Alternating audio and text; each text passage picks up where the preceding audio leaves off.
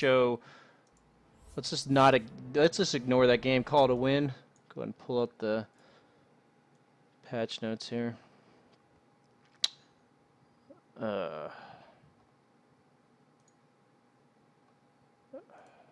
Boom. Okay. So this is 6.85 people. Let's talk about the changes. Purge no longer deals damage to summoned units. I don't think that really matters. Siege creeps is very interesting. I think it's a nerf to heroes that could already nuke the creeps or already hit those siege creeps, like Gyrocopter, Dragon Knight. Those are like the first two I'd think of, but I think it's definitely a nerf to them. May seem like a small thing, but as a carry, being able to kill a catapult can be really nice. So it's a minor buff to all the other carries and a nerf to them. It's also a buff to heroes with physical damage nukes like Slardar. You saw there, I like one-shotted a catapult. That is actually a pretty big deal for some farming carries. Thanks for that. Who do I got here? Oh, subs and donations are behind that. Go ahead and move that up. Order. Somebody's messaging me, so I'm sure it's important. Purge no longer kills Warlock, man. That fucking matters. Well, that's later in the fucking patch notes, so don't correct me during my own patch notes. So the Ancient Thunderhide just made it so it does slightly more damage. I think the two jungle creeps, or the two ancient creeps that weren't the golems, were much easier to kill than the golems. So I think they're just trying to make it harder to farm ancients, they do more damage. And then they gave the dragon hides more armor that will stack. So I'm assuming that if you if you leave the camp stacked and it like aggroes you, that it will like keep stacking itself with armor. I don't know what the cooldown is. Provides two. Oh, now I understand. Actually, I understand. It's an aura, so if you have more than one dragon, it gives more than. So if two dragons will have two more armor for the entire stack. Okay, so they're basically making ancient stacking worse and worse every patch. I actually didn't understand that earlier. That makes sense. Fix the following passive abilities being taken off. I don't think that's a major deal. I do think Abaddon might be a strong offlaner in this patch, simply because of this Aghanim Scepter upgrade. It's pretty insane. Depending on how much 5-ball meta, or 5-person deathball meta is popular. I don't know about the Mistcoil. I don't think that's a big deal, but I definitely think if you can manage to farm an Ag Scepter in a decent amount of time, like, I already thought Ag Scepter was broken on this hero if it in the right scenario, so that's pretty insane. It's only a 15% jump, but it goes from taking the other units taking 65 to 50, so it's actually like a 25% less damage, which ends up being like 40% more tankiness for those heroes, which is crazy. And then Alchemists, I mean, I don't think the Rune Bounty matters that much more. Maybe it'll make him a stronger mid, but I think the Acid Spray will help out a lot, at least in the early stages of the game. I think that 3 extra damage in lane can make it so he... It's just that much harder to stand in lane against him, so maybe that'll help him in lane. I still think the hero will be bad, though. Don't really think that changes much. I like the anti-mage changes. I don't think the stun matters, but I do think the blink is nice because it's very common that people go like the 1-1-1 stats build, so they're kind of giving him what they gave to Juggernaut, like 6.83 or 6.84, where like he's no longer like a 1-point wonder in all of his abilities, so that's good for anti-mage. I think the hero didn't need to be nerfed very hard. I don't know if it's enough, but I think it's a good start. Enfeeble, cooldown reduced from 10 to 8. Brain Sap mana, I think this hero has a lot of mana problems, so I really like this change. And I also, like, especially for the level 1, like, it allows him to have, like, 4 Brain Saps instead of 3, I think is what his mana pool allows, which would be really nice. And then, I don't know about this. I don't think that'll make much of a difference, but, because nobody really levels Enfeeble. But maybe they'll start leveling it, and it'll make a huge difference. I think Flame Break buff to Bat Rider is pretty crazy, actually. In the early levels, I think it's going to become like a, like at least a 1 point by level 5, maybe even more. The stack, like, may not seem like much more damage, because it isn't, but it goes from 50 to 75 level 1. But it is also, napalm for every tick, so... it's effectively like tripling the napalm damage at level 1, which is pretty awesome. Also cancels blinks for 6 seconds. So if you have 6 times 40 with 1 stack of napalm, which is 25 damage at max level, it would do 400 damage. So that's a lot of damage, theoretically. And they also gave him an Ag Scepter, which makes it so that you can tether 2 units, or you can pull 2 units if they're within 400 range of each other. and it's basically like a shackle, but you don't have to aim it. And the lasso will also deal 100 damage per second, which once again is pretty big because not only is it dealing 100 damage per second, but it stacks with his napalm. So I think this gives him a lot more solo kill potential, and at least in the late game, may not seem like much, but an extra 400 damage nuke on top of your ultimate could make or break certain pickoffs. I think Bloodseeker is the new trash tier hero in this meta. People talked about this being the change. I personally think it would have been okay if it was like 75, then 80, then 85, 90 from when leveling it up. I think that this just makes his laning stage shit, and his laning stage was what made him strong.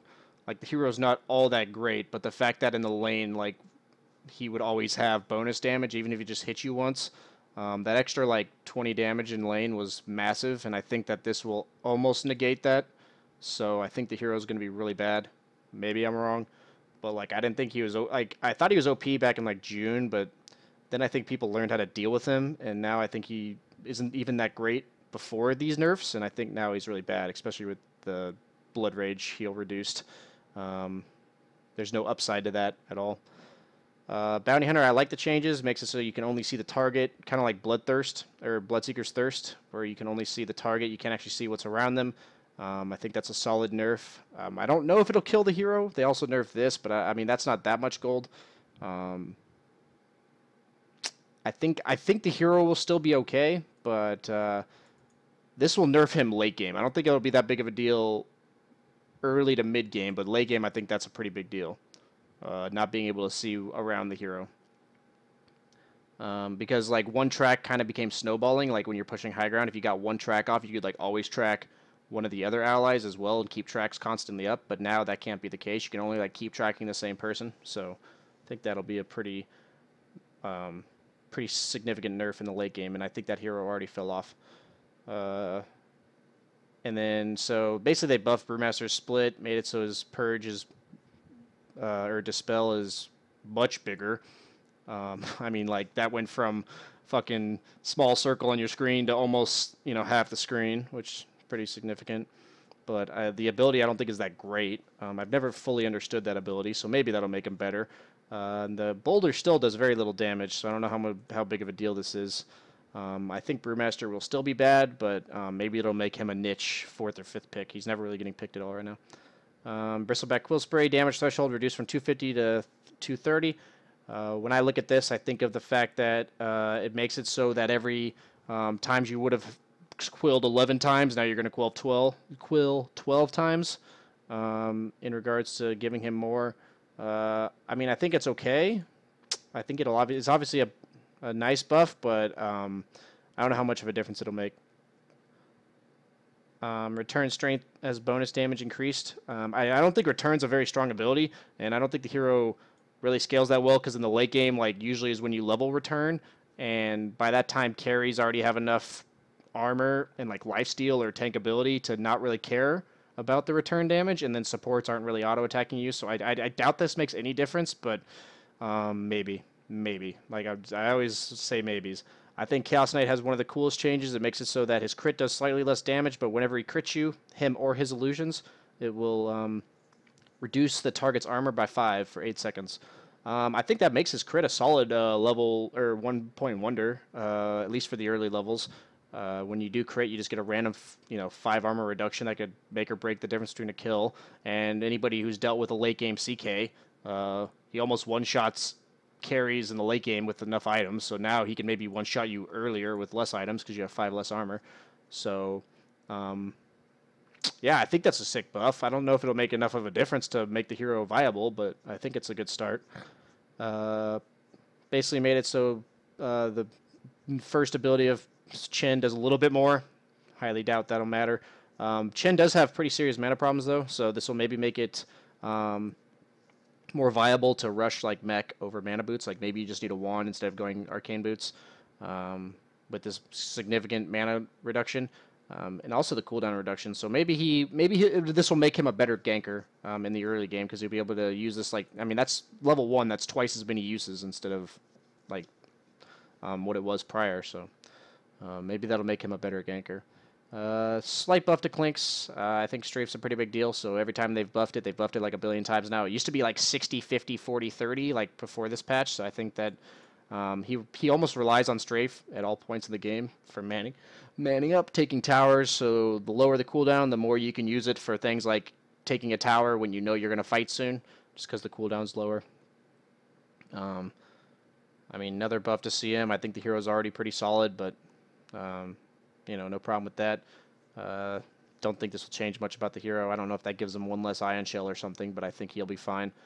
I like the change to Dazzle, but I still think his other two abilities are better, so maybe this will make carry Dazzle more viable, like mid Dazzle, where you want to level Poison Touch more significantly, but I don't think that's going to happen, so we'll see. But yeah, I don't think this will change much. I think Dazzle's just fine the way he is. I'm surprised he got buffed, personally. I'm not surprised this ability got buffed, but I'm surprised it got buffed without his other two abilities getting touched at all, or three abilities. Once again, I think Death Prophet's problem is her cooldown, not the effectiveness of her ult. I don't think this will do anything. Thunderstrike cooldown reduced, but now it's the same as Track. I don't think this hero is nearly as affected by this nerf right here, because you just need to be able to glimpse the target you're Thunderstriking. Maybe in the past there were times where you Thunderstriked like a support and to give you vision of a carry and allowed you to glimpse them. But overall, I mean, the ability's primarily for really good in lane, at least for harassing. So this will make it like much better in that regard, and more spammable in the late game, like in terms of tracking people in order to glimpse them. So it's a nice buff. I don't know if it's overall a buff because of this nerf, but I think it is. That's my guess. I don't play the hero enough. This is pretty significant in my opinion. Level 2, your Scorched Earth now does 33% more damage, so, and heal. I mean, that's now like double its effectiveness, right? Because it's a heal and damage. So this might make Doom like a strong enough laner by maxing Scorched Earth. Like go 2/2 and then max your Scorched Earth and then get point Doom, obviously. But have 4 points in Scorched Earth at level 7. That's pretty scary if you think about it. 48 heal and 48 damage. That's basically a Radiance, and then he's healing for that much. So that's pretty crazy. I mean, like I said, like that's like it's obviously 33% at level 2, but that's over 50% increase at level 3 or at level 4. So pretty nuts, I think. It'll help the hero a lot. I'm not sure if it'll do enough. Pretty much with every hero that's bad, I'm not sure if it'll do enough. It's nice buff to his lane, and maybe the super late game when heroes don't have BKBs or anything. But otherwise, don't think it changes much. I really like this isn't that big of a deal, but I think this is like this will add like 1 or 2 damage to each ranged hero. I mean, Drow hardly ever hits 200.